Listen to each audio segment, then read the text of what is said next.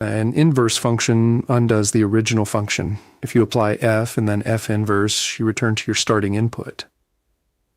The SAT tests this idea in symbols, graphs, and small tables.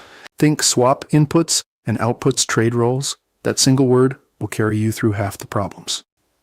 We will compute inverses, interpret graphs, and finish with the composition check that proves you truly have an inverse pair. To find an inverse algebraically, write y equals f of x, swap x and y, then solve for y. The result is f inverse of x, provided the function is 1 to 1. Graphically, the inverse is the reflection across the line y equals x. Points a comma b on f become b comma a on f inverse. Composition says f inverse of f of x equals x on the domain of f, and f of f inverse of x equals x on the domain of f inverse. That is your correctness test. Not every function has an inverse unless you restrict the domain. Lines and cubics are safe on the reals. Parabolas need a restricted branch. Now work concrete examples from easy to harder.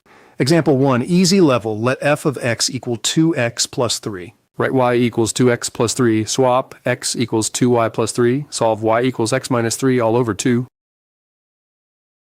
So f inverse of x equals x minus 3 over 2. Read it as undoing multiply by 2, then undoing add 3. You can sanity check on scratch paper.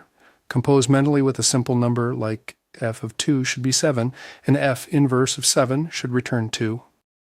Example 2, medium level. Let f of x equal x cubed minus 1. Write y equals x cubed minus 1, swap x equals y cubed minus 1, add 1, y cubed equals x plus 1, take the cube root, f. Thus, if inverse of x equals the cube root of x plus 1, a cubics are 1 to 1 on the reals, so no domain drama here. Example 3, harder idea. Verify that f of f inverse of x equals x for the linear function we started with. Substitute f inverse into f, 2 times the quantity x minus 3 over 2 plus 3. The 2's cancel, x minus 3 plus 3 equals x. That is the identity you want. If your proposed inverse fails this check, it is not the inverse.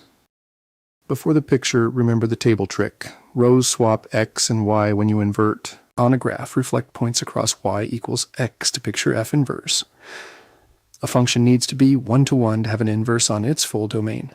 Parabolas on the full domain fail the horizontal line test, so you restrict the domain before talking about an inverse.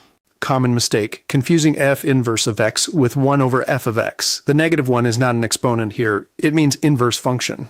1 over f is reciprocal outputs, inverse swaps, inputs and outputs. Different ideas, similar symbols. Read carefully. SAT pro tip, if f of a equals b, then f inverse of b equals a. Table questions become instant if you read them as swapping coordinates. On multiple choice, test each answer by composing f with the candidate inverse and watching for x. Remember, the range of f becomes the domain of the f inverse, so watch for values that were never outputs of f. Recap, 3 lines to remember. First, compute inverses by swapping and solving. Second, visualize reflection across v equals x when a graph is given. Third, use the f of a equals b bridge to jump between a function and its inverse without heavy algebra. Practice more on NovaMaths.